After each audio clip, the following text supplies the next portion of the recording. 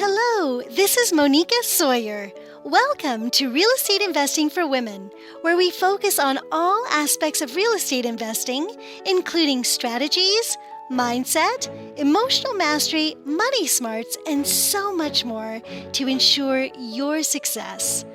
If you'd like to learn my personal favorite investing strategy, just go to blissfulinvestor.com. You can also listen to this episode on the Real Estate Investing for Women podcast on iTunes. Now, let's welcome our guest. Today, I am so excited to welcome to our show Laurence Jankelow. Laurence is the co-founder of Avail, an all-in-one software solution designed for do-it-yourself landlords that is used by more than 600,000 landlords and tenants across the United States.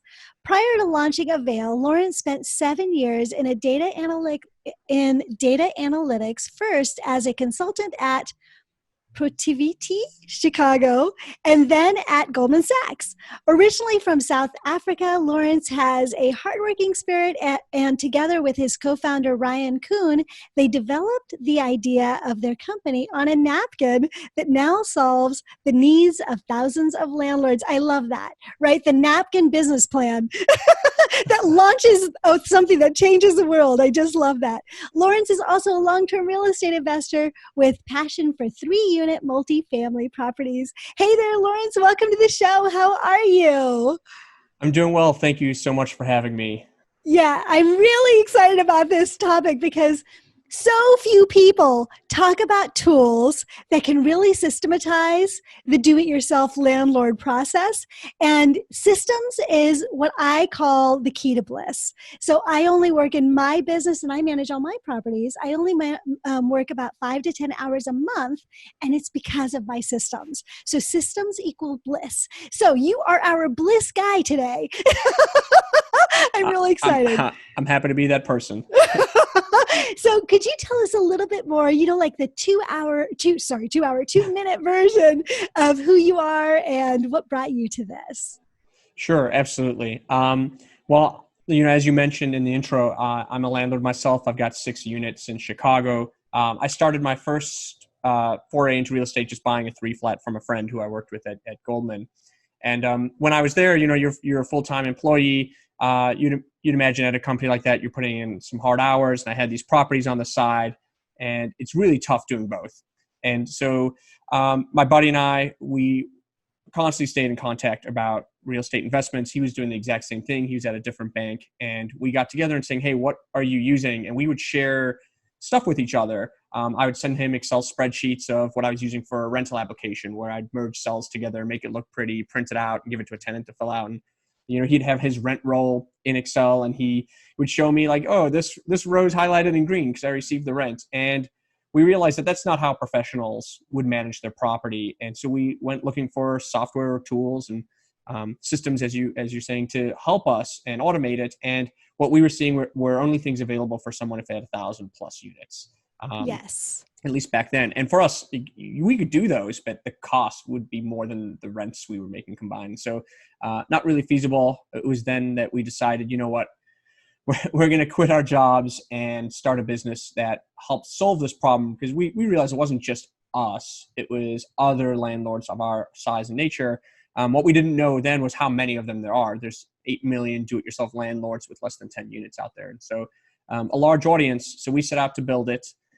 We couldn't get an engineer to come do it for us. We just didn't have the money. So we actually rolled up our sleeves and taught ourselves to code, and built the website completely ourselves in those first 2 years. And then it kind of took off from there. But we started thinking about what are the things that we need to do just to manage this property that a professional already has access to. So we thought, if you need to find tenants, you would normally go to the MLS. Well, we couldn't do that. So we started thinking, where else can you put listings? So we built a tool that syndicates the listing to Zillow, Trulia, HotPads, PadMapper, Lovely, all kind of the places that tenants go look for houses. We hooked into TransUnion to get criminal credit and eviction background reports. We hooked into a payment system to allow tenants to pay their rent online. We provided state and city-specific lease agreements that could be signed online. So we took all of the operational stuff of being a landlord and moved it online and automated 90% of it. So you could flow through it pretty quickly and get back to, I guess, either your life or your other full-time job.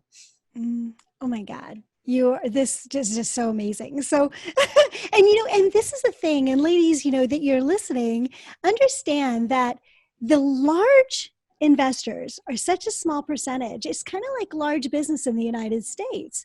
The biggest percentage of businesses are small businesses. They're like what make the world go round. They're what make our economy go round. And it's also true for landlords. Most of us are just the little guys. You can be a multimillionaire and be a little guy. But setting up these processes is going to be key to keeping it easier for you. So, so go ahead. Just like the average number of units that our customers have is like 3 units, and then most of them only have 1 unit. So you can see it's definitely skewed towards more, if you don't mind the term, mom and pop landlords. It's definitely the small business landlord. God, I love that. Okay, so talk to me a little bit about. A lot of people talk about the way to keep it blissful is to get a manager. I have never gotten a property manager. It's not my way. But I will say that I have all my properties sort of close to home. Mine are all within a 50-mile radius. So talk to me a little bit about do it yourself versus a manager. And let's talk a little bit about distance. Like if I were now to invest outside of California, which I'm looking at doing because of the way prices are right now, and lending mostly is what I'm thinking about. Could you talk a little bit about that, Laurence? Yeah, absolutely. Well, I think property managers definitely provide value. It's a lot of value, but they also come at a huge cost. And for most landlords out there, that cost is going to take you from being profitable to potentially breaking even, and more often than not making money on that property. Typical fees, to find you a tenant can be something like a half month's rent or full month's rent.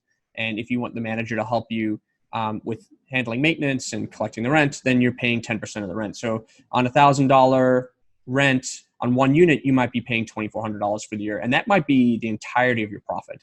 And if that's you and you're using a property manager, your best bet is probably to sell the property because it's not worth it. If you're not making the money, then you shouldn't necessarily be in it. So the alternative is to try to figure out, what is that property manager doing? How can I do that myself and affordably, and then not do it wrong? Because the value that a property manager is going to do is they know what they're supposed to do and they have access to tools. So if you can get access to tools and you can get access to a process where you're not going to make mistakes, that's I think your better path. Does the cost of the software, is it significantly less than first? I mean, obviously it's going to be less than 10%, but it's another one of those things, of course, that I think about, right? Is that's going to be another cost involved. So you don't need to actually give us numbers, but could you give us an idea on what that looks like? Yeah, no, I don't mind. I don't mind giving real numbers. When we set out to create Avail, we did it with the purpose of reaching everybody who needs that kind of assistance. So it's actually free. If you want to use us to list your property and find tenants or collect rent online, all of that's free for unlimited number of units. We do have a premium version of it. So if you wanted to, for instance, have late fees be automatic, you might want to upgrade for that, but by no means do you have to do that. So we're really just trying to put it out in front of everybody, make the process seamless and easy. And if you put any kind of price point on this, especially because most people aren't making that much money in the rentals, I think that's probably a misconception that people have out there, that small landlords are rich, but they're not. It's the average person, maybe they're making $100, $200 a month on a single unit. So it has to be affordable for them. And when you compare that then to a property manager, it's night and day difference. Right. Got it. Thank you so much for that. Okay. So, talk to me a little bit more about sort of instituting the process of instituting this into your business. Yeah, I think that's critical. Even if you don't use Avail or software, you should have a process at the very least. Now, process is always better supported by some sort of system or software, but your process should always be the same. You want to go through a standard way that you screen tenants, the standard way that you find them, a standard way that you're describing the property. Those things help you avoid, violations of fair housing laws. You want kind of a lease agreement that is going to work for you, for your state and city. You need all those things, and you need to create a process around those things. Similar with rent payments, you have to decide up front, what are you going to do when a tenant doesn't pay? Do you charge a late fee? How many days grace period do you want to give? And then also the law dictates some of that too. So you want to know those things and set up that process.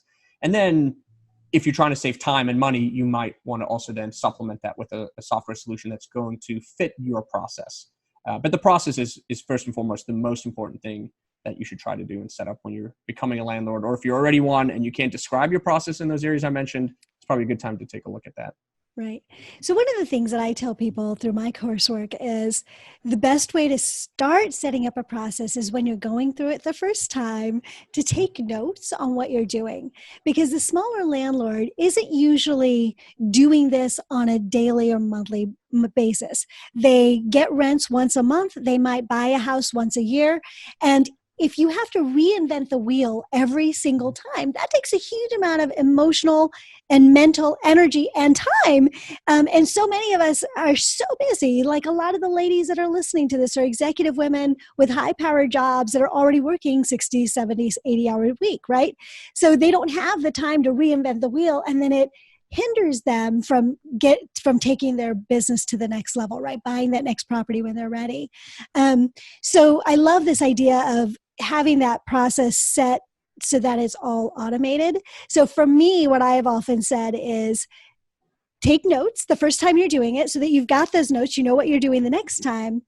But if you've got software, talk to me a little bit more about if you're a first time homeowner, landlord, and you're setting up your process for the very first house.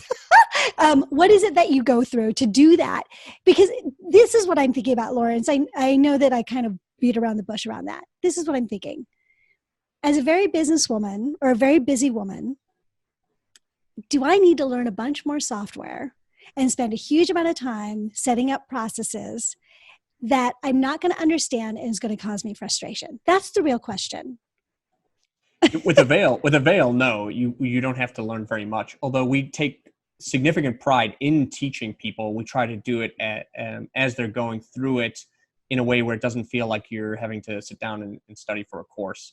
So, but if in real estate in general, you do want to be educated in what you're doing and understand your legal requirements and your obligations. It's just obviously very time consuming and hard to go and teach yourself those things and curate that stuff. So that's where I feel like Avail is super helpful in curating a lot of that content for our customers. But then, yeah, if you're a first-time landlord, depending on if the property you bought already has tenants or not, there's a different path you would take. So if it doesn't have tenants, then yeah, you're going to need to find your first tenants.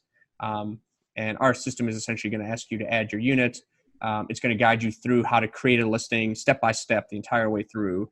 It's going to tell you where the listing is going to go, why it's going to those places, what you should do when a lead responds to your listing, how you should screen them. It's going to give you canned messages to use.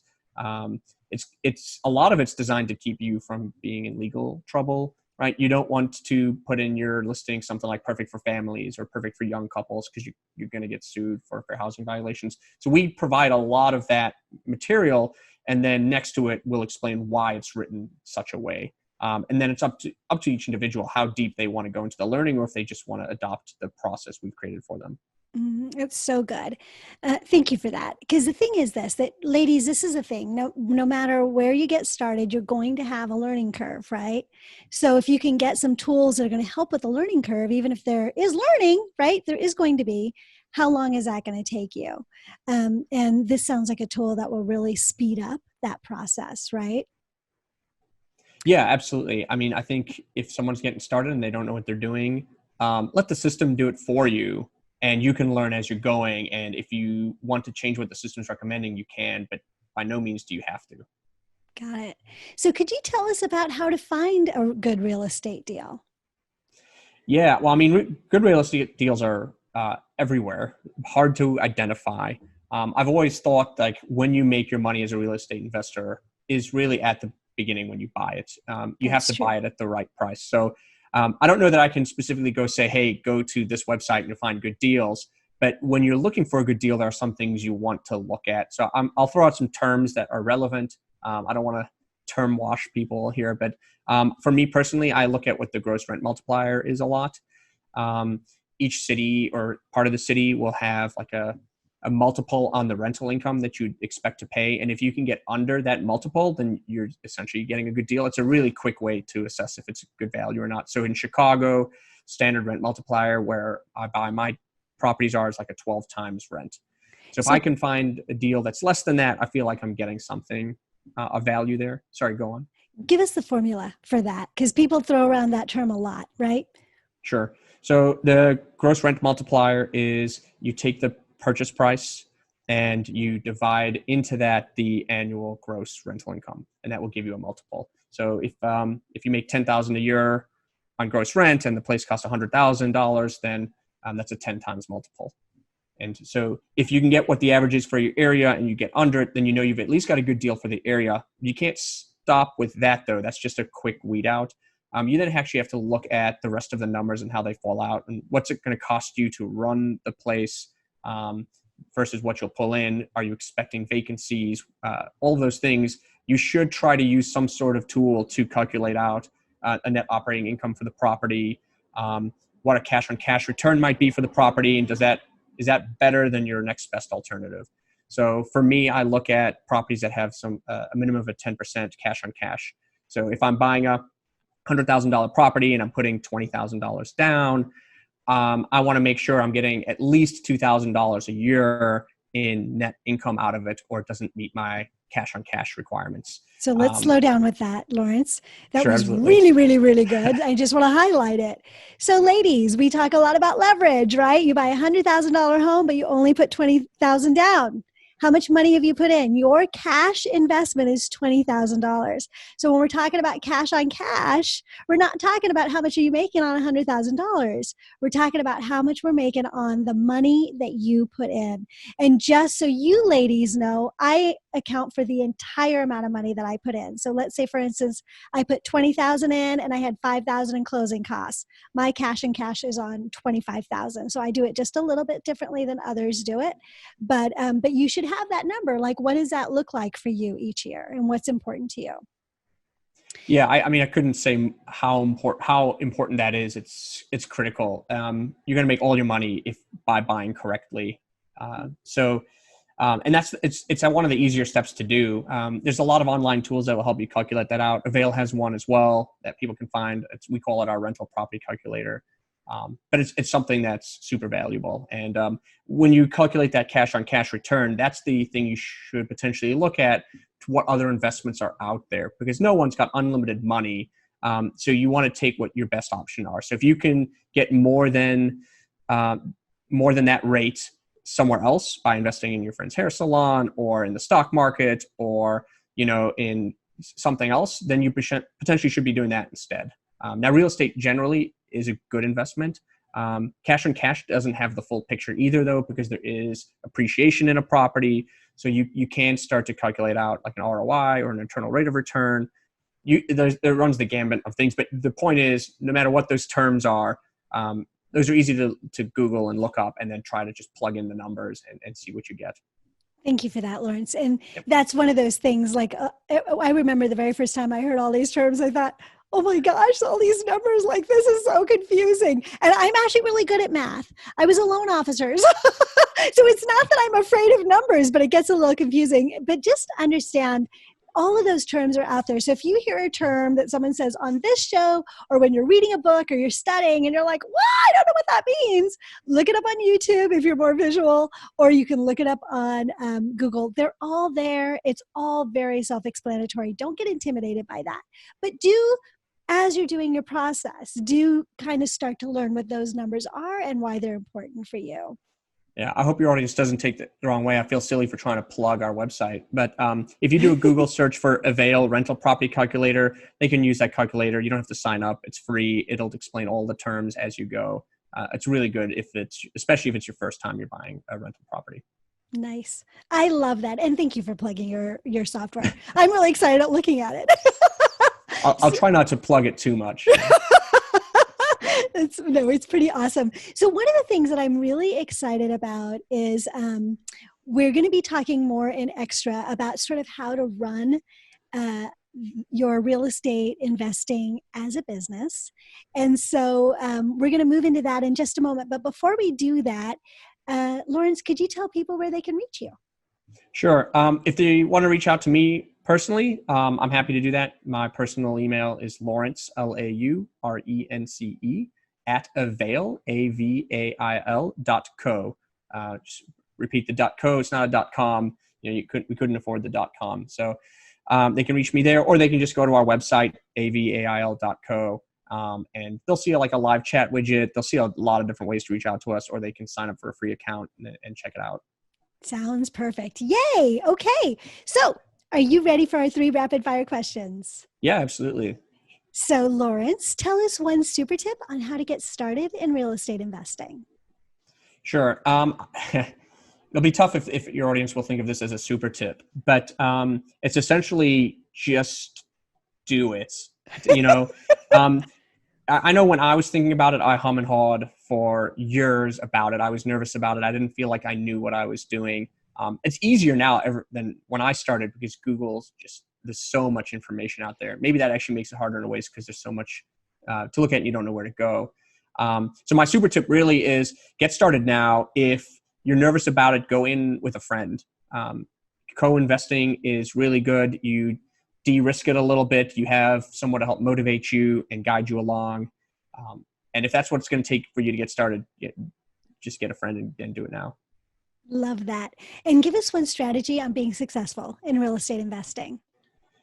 Yeah, I think for me, I'm lucky that I was a finance major. So I've always had this mindset because it just got drilled into me in college. But if you're going to buy a rental property, I think it's important that you realize this is a business that you're running. Even if you only spend a couple hours on it a month, it's still a business. It has revenue, it has expenses, it has some liabilities. And if you don't think of it as a business, you're never going to be thinking in terms of how do I grow the revenue? How do I minimize my expenses? How do I treat my customers well? Tenants are customers. We want to treat them well. I think that's where you get into like where slumlords may come in. They don't view their tenants as customers. They don't necessarily view it as that kind of business where you want to reward your retention of customers. And treating it as a business is super critical, I think, if you're going to be successful. Yeah. Awesome. And then what would you say is one daily practice that you do, Laurence, that contributes to your personal success? Yeah, that's a good question. For me, I like to end the day knowing that I've accomplished stuff, even if it's potentially the wrong stuff. I want to know that I've moved a needle forward. So for me, every single day I make a to-do list. Sometimes I'll do it the night before, especially if I feel like I won't be able to sleep. And I'll just have a to-do list of 10, 12 items. And I won't end my day until my to-do list is done. That way I know I've accomplished stuff and I can keep going. And that provides me the motivation to keep things headed in a direction that's going to be successful. Love that. Thank you so much. That was such great information. I can't wait for more and extra, but thank you for what you've shared so far. Sure, you're welcome. So ladies, in extra, Laurence is going to talk about some more of the specifics about how to think of it as a business, right? I do a lot of mindset stuff around that, like the employee mindset versus the business mindset. But Laurence has specific keys on what makes it a business. It's not just your mindset, it's the things that you do. How do you structure? How do you look at the numbers? All of those pieces are what he is going to share with us in extra. So this is going to be really juicy and really valuable. So if you're already subscribed to Extra, please stay tuned. This is going to be amazing. If you're not subscribed to Extra but would like to be, just go to realestateinvestingforwomenextra.com. You get your first 7 days for free. We've got about 50 extras up there, so you can totally binge on them, and you can definitely get this one too. And then you just decide after that if it makes sense for you to stay subscribed or not. But to check that out, go to realestateinvestingforwomenextra.com. If you're leaving us now, thank you so much for joining Laurence and I for this portion of the show. I look forward to seeing you next time, and I so appreciate you. But until then, remember, goals without action are just dreams. So get out there, take action, and create the life your heart deeply desires. I'll see you next time. Bye. I hope you enjoyed today's show. If you'd like to download my favorite investing strategy, just go to blissfulinvestor.com. See you next time.